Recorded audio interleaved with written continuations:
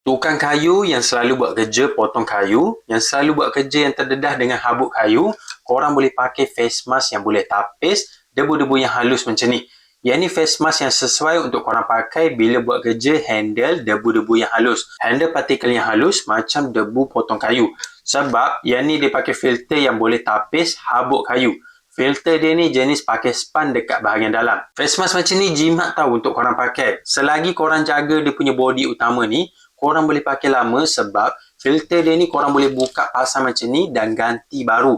Filter dia ni pula jenis banyak jual spare part. Filter dia ni korang boleh standby siap-siap banyak keping. Setiap kali dah pakai lama dia akan tersumbat, ganti je baru. Filter pink ni dia pakai span warna putih dekat bahagian dalam. Jadi dia akan tapis partikel-partikel yang halus. Sangat sesuai untuk korang pakai bila potong kayu ataupun gosok kayu. Untuk pasang filter dia ni mudah saja, korang tinggal tampal macam ni dan pusing. Dia akan terus lock dan susah untuk buka dan susah untuk tanggal. Filter dia ni dia ada bahagian kiri kanan macam ni. Setiap kali udara yang korang sedut akan lalu dulu dekat bahagian filter kiri kanan macam ni.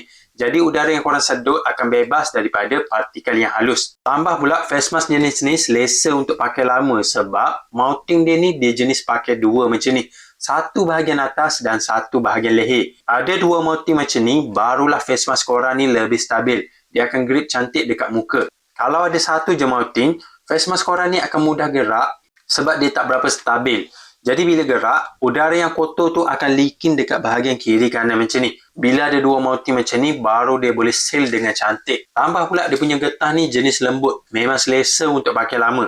Jadi bila korang pakai lama, barulah tak sakit bahagian muka. Jenis universal, boleh pakai untuk muka besar dan muka kecil. Korang adjust je dia punya getah dekat bahagian sini. Untuk bahagian atas, bahagian depan sini, korang boleh adjust. Untuk bahagian leher, korang boleh adjust dekat bahagian bawah sini.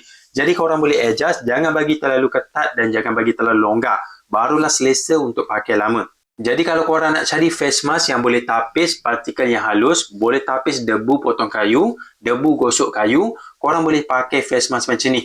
Yang ni baru jimat. Body dia ni boleh pakai banyak kali. Dia punya filter ni boleh tukar banyak kali.